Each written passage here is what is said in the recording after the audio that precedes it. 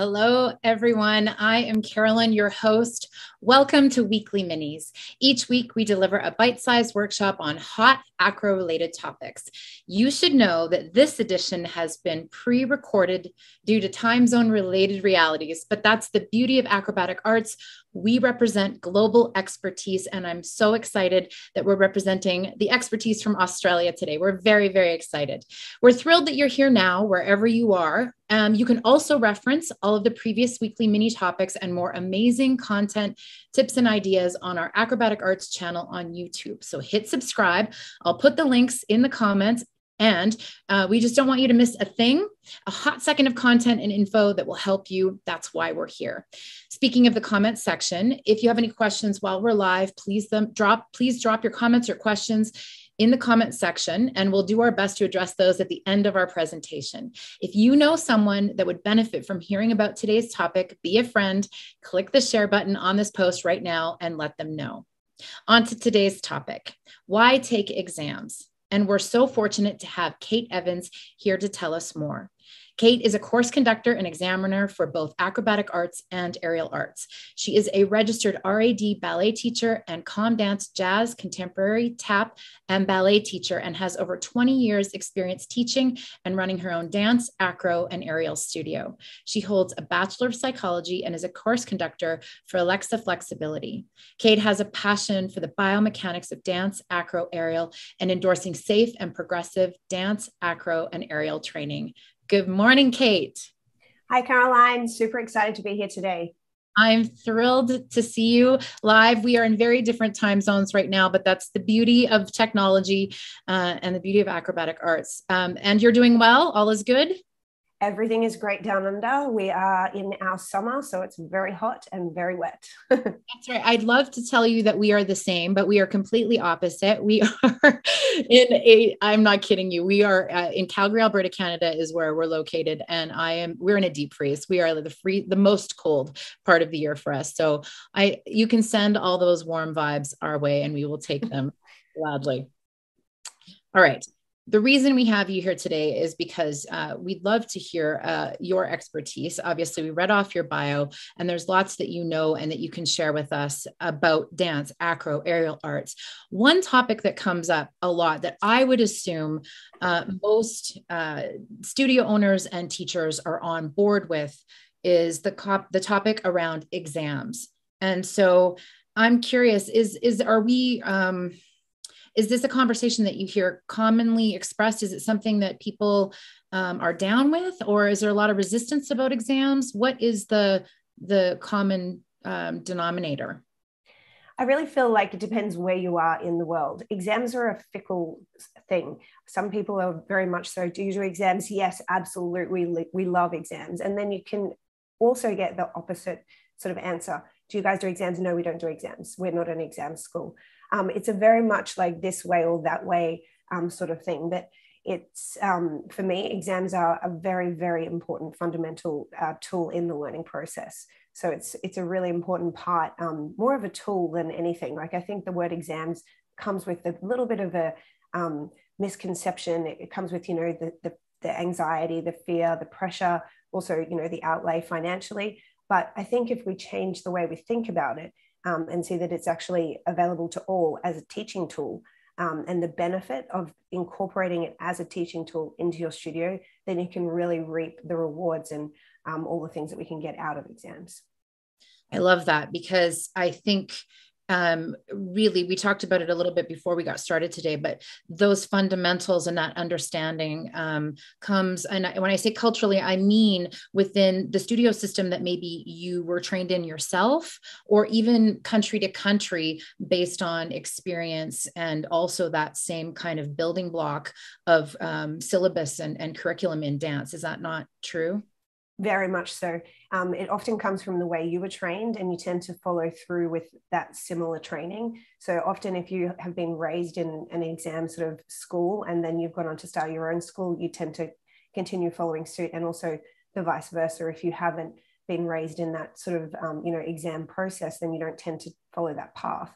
And those misconceptions that they get stuck with us as children, depending on your experience. And you might have had that one examiner that either completely changed the way that you felt, inspired you, uplifted you, and really motivated you to continue learning and striving. But we also have the other side where it may not have been the very best experience. And often the experiences, there's a lot of things that go into that. It could be poor preparation, or possibly a lack of knowledge coming in from the teacher, or just experience. I think we all go in with great intentions, but sometimes we feel in isolation and we're frightened to reach out. And that can really affect the experience of the student and the teacher, and then overall the studio. So all of these things that build into ourselves to create us and how we think about exams, they carry through as we set up our own studios and decide whether we're going to do exams or not. But I think the key thing is that can be very, or actually is very beneficial. And if we can let go of those misconceptions, we can all have that wonderful experience, and all students all over the world can benefit from the great thing of exams. Well, then let's take the opportunity we have now and let's reframe it for those who maybe are considering it, on the fence, who maybe just have never thought of it or thought it was impossible for their context, for their studio, or for their class. So let's talk about dance exams in general. So just the what do you call it? The nuts and bolts version, just very simplified. What are they and why are they offered? I guess the most simple way of thinking about an exam is basically a systematic approach to looking at where your student sits on a standard. So depending on what syllabi you're doing, whether it's RED or ComDance, or wherever you are in the world, acrobatic arts, it's a standardized procedure to be able for the teacher to be able to see, this is where my student's at, for the student to be able to see, this is where I'm at, and for the parent to be able to see, this is where I'm at. It's very much just a systematic approach to looking what the student can do, what the student is still struggling with and working towards. When it comes to that standardized universal procedure, that becomes really, really important to keep everybody accountable. So it helps to keep the teacher that's in isolation accountable, because they have that universal standard that's sitting up here that they can always look towards. So wherever you are in the world, there's that one uniform standard that we know, if my student has their down to bridge, they are able to do, they're hitting that requirement for level 3. And similarly in dance, the RAD is exactly the same. So it's having that standard, going in, doing those small progressive steps, basically working on a technique to progressively improve a technique. And that word progression, everybody's probably laughing in the audience, but it's our famous catchphrase in acrobatic arts, and I'm sure in many other syllabus. The word progression keeps us safe. So exams are basically a fundamental tool that we use to ensure we're following progression in our students and training them progressively right and left side, keeping them safe, reducing the chance of injury, and also enabling them to build their mental tenacity, their mental, social, and emotional development progressively as well. Instead, if we don't have the exams, sometimes we can jump ahead, or alternatively, not move and progress as quickly as we should. Right. So with all of that, when I'm listening to you, I'm thinking, gosh, what benefit to a studio owner to be a certified studio and to be in a position of, have that consistency and continuity in their studio, whether or not that set, let's say a certified instructor moves on, they have the opportunity to have another certified instructor teaching, so that standard remains the same and consistent year over year over year. And it just pays itself forward, I would assume, in creating credibility in their own program and confidence in the program they present and market. Absolutely. So that word confidence is a huge word. It's that reputability in a universal standard. So to me, for my studio, being a part of something that's bigger than us. We live in a small place in Australia on the Sunshine Coast in Queensland. Most people probably don't know where that is, but our association with different societies helps to put us on the world map. So it keeps the standard in my studio universal. It keeps us reputable. It keeps my teachers accountable. So for the studio, the benefits are huge. It keeps the teachers pushing and growing all the time, as well as keeping the students pushing and growing. That keeps the parents happy. When the parents happy, that keeps the studio owner happy, because as we know, we can also use exams as a form of income, a supplementary income to help bolster along in those periods that are off season. So it's a very useful tool within the studio for many different ways, but basically just keeping that standard strong and progressing forward all the time. Okay, awesome. Okay, so let's take it back. What kind of prep is required? And I know we talk about that earlier on in our conversation, a bit about the fear and the overwhelm of, embarking on exams. So what is required? Maybe let's start on the part of the studio owner, the teacher, and then the dancer, respectively. Yeah. So for the studio, there's the very most basic thing is getting the space, like having a space, whether you own your space, you rent your space, making sure that you have the right amount of space, it's available at the time that you like, that you have the necessary mats. In acrobatic arts, the thing I love most is that we don't need much. You just need, one mat, one block, and you're pretty much set to go. So you don't need a lot, but you do need that space that's available to you. When it comes to online exams, making sure that you've got good access to internet. And sometimes when you do online exams, you need a little bit more staff. So you may need a staff member to assist with the video, or if you're doing your pen program, playing the music. So for the studio, they're the most sort of basic things: internet, having the space, having the mats. You also want to make sure that you have certified teachers that are, experienced or willing to learn how to guide your students through the process.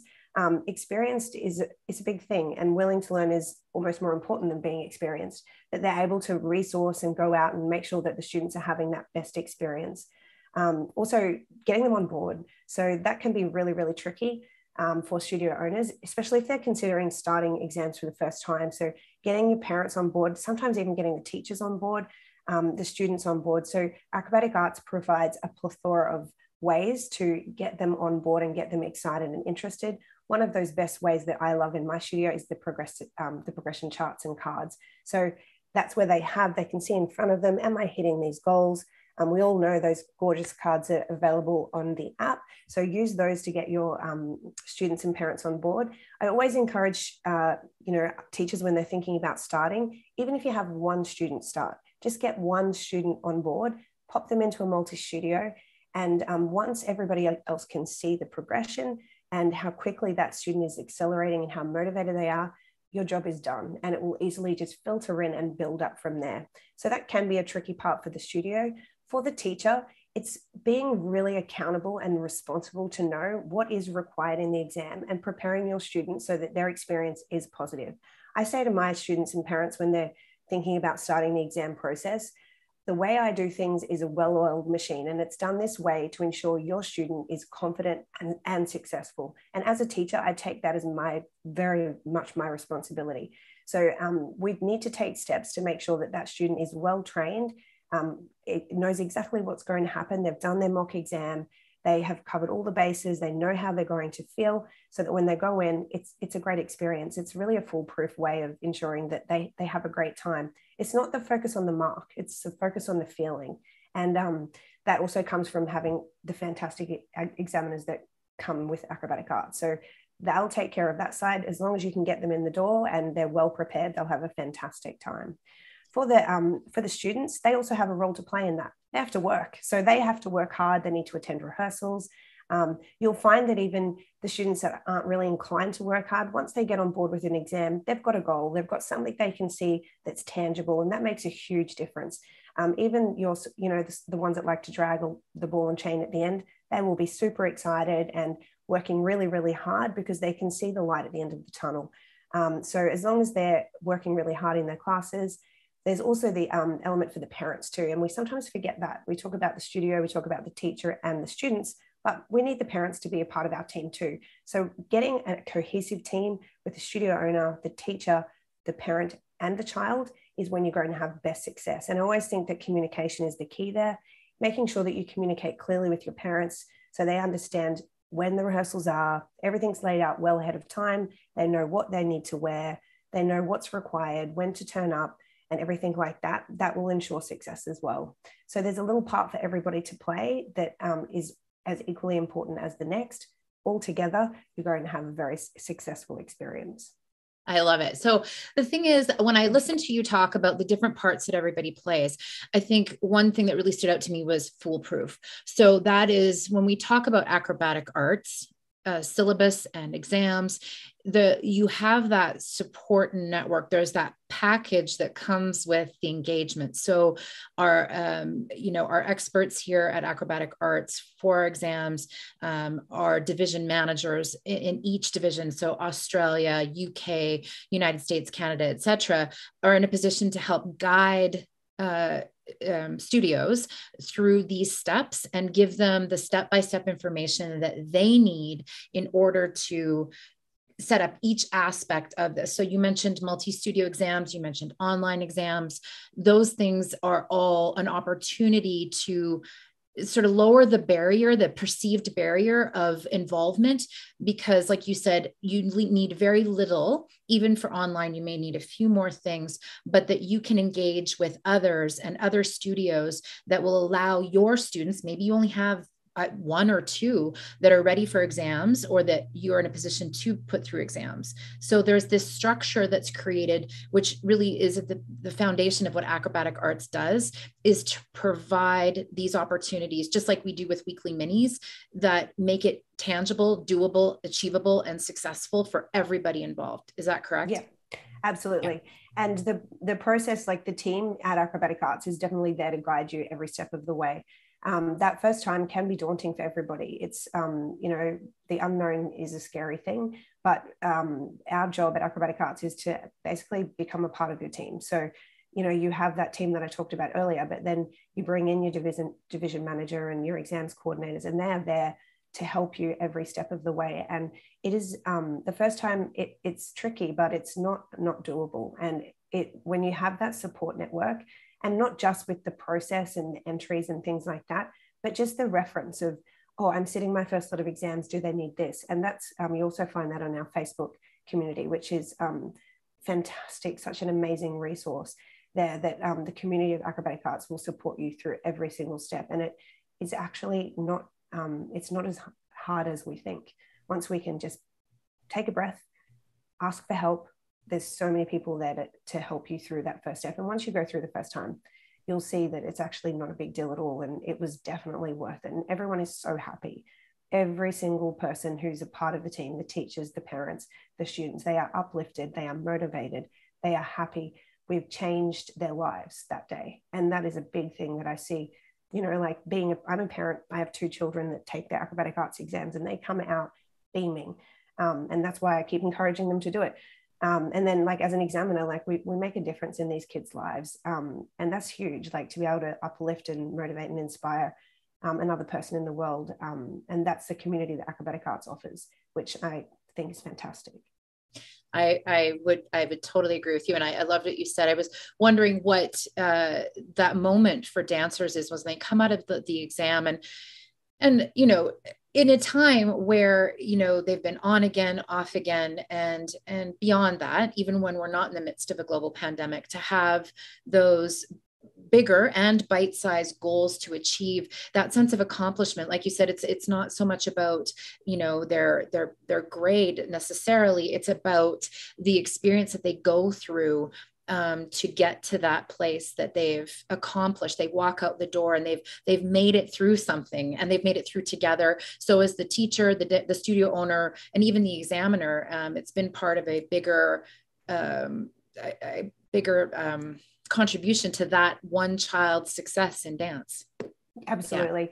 Yeah. It really is, the students come out just beaming. Like, it's like there's so much energy, like even the ones that are frightened, like even the ones that feel anxious and nervous, they go in and within a few minutes, they've calmed right down. They're literally bouncing off the walls, like often at the end of an exam, they want to do it again. It went too fast. It was too easy. And that's the system, like, the progressive syllabus is why it feels easy, because we have such a fantastic platform. But then we have these amazing examiners out there that are really there to, basically uplift your dancer in a safe environment, and to help to support, motivate, and, like even give corrections. Like, it's such a fantastic environment in that room. It's a classroom setting. It's not frightening. Our job is to put your student at ease and basically lift them another level in there. And, you see it happen, and the kids come out, I got it. I got that skill, and that, like they're just so excited. And if we can do that, for these students, that's huge, especially in these times. Those little things make a difference. It trains their mental and emotional well-being, and that's a very big thing when it comes to any sort of training. It's mind over matter always.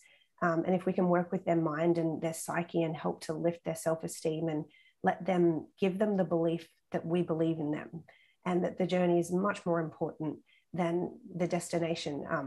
These little steps will help them later on in life. And that's the bigger picture.